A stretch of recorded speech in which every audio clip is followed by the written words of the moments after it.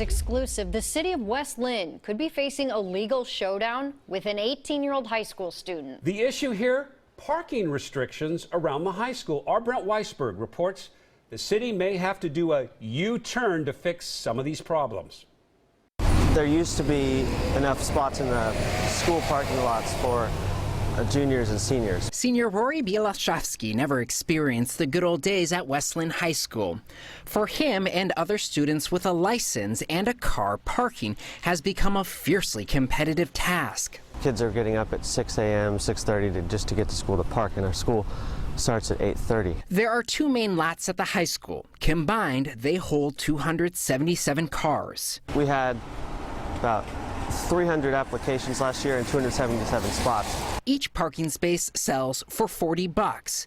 For those not lucky enough to snag a space, the next best option is on-street parking. You won't find another student in West Linn more passionate about solving the school's parking puzzle. And I want Rory and others to know how much we appreciate the work they're doing. Rory has taken his voice to City Hall as he tries to get the city to scale back its on-street parking restrictions. In 1995, the city created a parking district around the high school. Only those who lived within that district could park on city streets during school hours. But now, with the school's two lots completely filled, Rory wants West Linn to open up some spaces within the parking district. We've had an increase of 300 students over the past 4 years with no extra parking added. Earlier this month, Rory did something no one before him has ever done. He personally sued the city over the parking district. In his lawsuit, Rory is asking a judge to throw out the parking district. At a city meeting last September, the city council did the opposite of what Rory wanted them to do, a move that he claims was illegal. They ended up further tightening parking. How so? There's some streets down there that weren't initially part of the parking district. As Rory dug deeper, he found out for the past 22 years, West Linn has had parking restriction signs on Easy Street.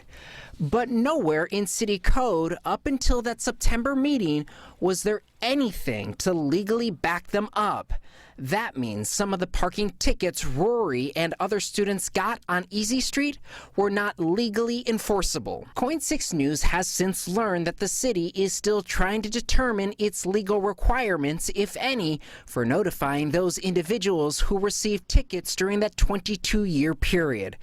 Meanwhile, faced with Rory's lawsuit, the city is driving forward in finding a solution, but keeps hitting bumps along the way. We're trying to look at what is the problem and how can we best address it. One option City Council President Brenda Perry is pushing for is increased bus service, both from the school district and from TriMet, which only serves stops along Highway 43, and most of the family homes are up in the hills. Do you think there's a happy medium in there somewhere?